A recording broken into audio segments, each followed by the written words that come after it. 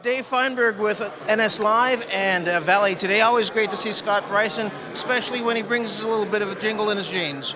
Well, it's great to be here, and it's great to be investing as a federal government in rural and small town Nova Scotia. We're doing this in partnership with municipalities, including the municipality of Kings, a partnership that's going to connect more citizens of rural Nova Scotia to the opportunities of the world. Digital connectivity today is not a luxury, it's an absolute necessity. It is, 30 years ago it may have been, or 30 years ago the telephone was essential. Today it is high speed, high quality broadband connectivity. We get that, and that's why we're making these investments. But these investments will go a long way, but there's still work to be done. That's why we're partnered with the province. That's why we're partnered with municipalities and with the private sector to help enable not just the backbone infrastructure, but also the last mile connectivity.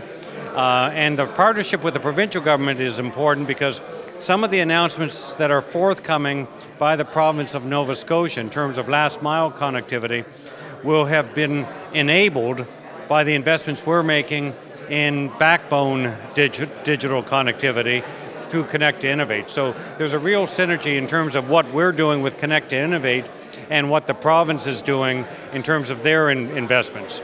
Okay, so Connect to Innovate, a real sort of stepping stone. It's not the end, it's the beginning, is what you're explaining. Connect to Innovate is about the backbone digital connectivity that is lacking for a lot of communities.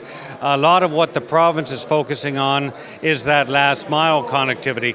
Both are important. You can't really move the needle without both. So that's why our focus is, respectively, the two province and the federal government are synergistic and will really make a big difference by working together. Okay, certainly a big day for our First Nations friends and neighbors. Fortunately, Chief Peters wasn't able to make it today, but I also saw yesterday that the Indigenous Games are coming to Halifax. So the dawn of a new era for our neighbors down the highway a little bit west in Cambridge, and also out towards Hansport as well. Yeah. No, this is where our partnership with Indigenous communities is a strong one, and there's no relationship more important to our Prime Minister or to the government.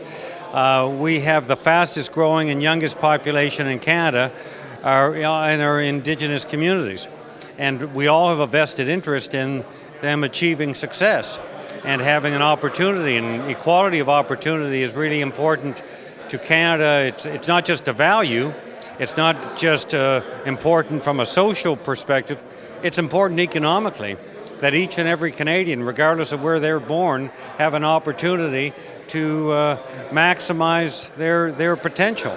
And that's what the announcement is here today. When you think of kids growing up in rural communities without broadband connectivity can't do their homework. If you can't do your homework today, in a largely digital education age, it's pretty hard for you to have the same kind of opportunities that people in larger centers have. And from a sense of fairness, this makes sense, but also from a sense of economic competitiveness, this makes a lot of sense. Just building on that question about education, there are thousands of people in this region without a family doctor. What can you tell me about how this can help, this backbone can help telehealth, for example? Yeah, digital health delivery is going to be essential to rural and small town Atlantic Canada, and for the ability to connect with specialists, for a GP or a nurse practitioner to be able to connect a patient to a specialist in a center hours away is going to be and is a real game changer. It is essential that we have, you can't have really high quality telehealth without really great digital connectivity. So whether it is education, healthcare, small business opportunities, or tourism. Tourists don't want to visit and spend the night in a place that doesn't have high quality connectivity. Yeah, that's the reality we are today. I've been told by real estate agents that they have shown a house and property on the Bay of Fundy or on the Minas Basin to somebody who was ready to buy it. And when they tried to send an email to their lawyer to close the deal, and when they found out there was no connectivity, decided not to buy the property. That's the world in which we live today, and the demands are not going to be reduced. The demands are going to continue to grow as we move forward with a digital delivery. Digital delivery of government services is the next big wave. Right now we're a blockbuster government serving a Netflix citizenry, and we've got to change that. But it makes more sense to deliver government services digitally today more than ever before. Scott, I'm sorry. Are the province and the federal government exploring various pilot projects perhaps to advance telehealth? Yeah. There's a lot of work being done on that, not just by the province of Nova Scotia, but the 4 Atlantic provinces are exploring ways to work together.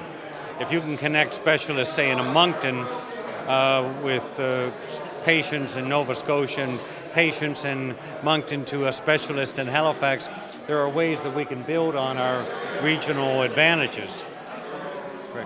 Scott, we're talking about opportunities.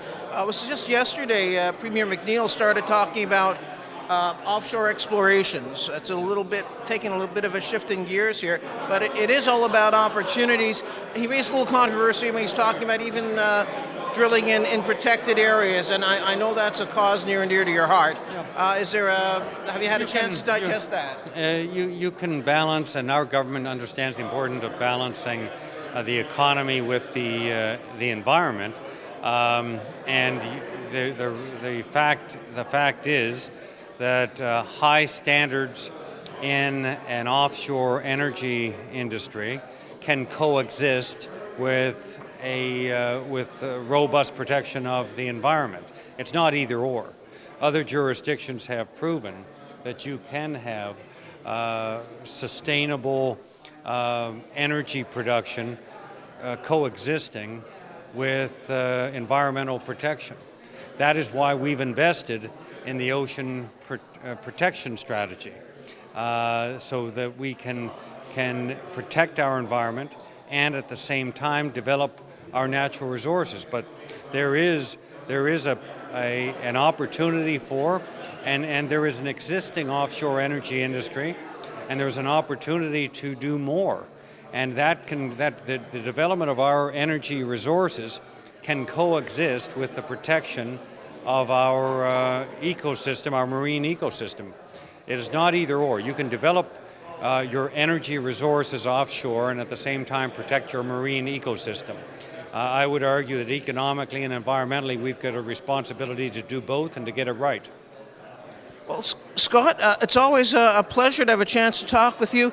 I noticed some nervous-looking chickens on the way over, so it's going to be time to talk about your barbecue before too much longer. We're gearing up for July 29th, which will be my 22nd annual MP's barbecue.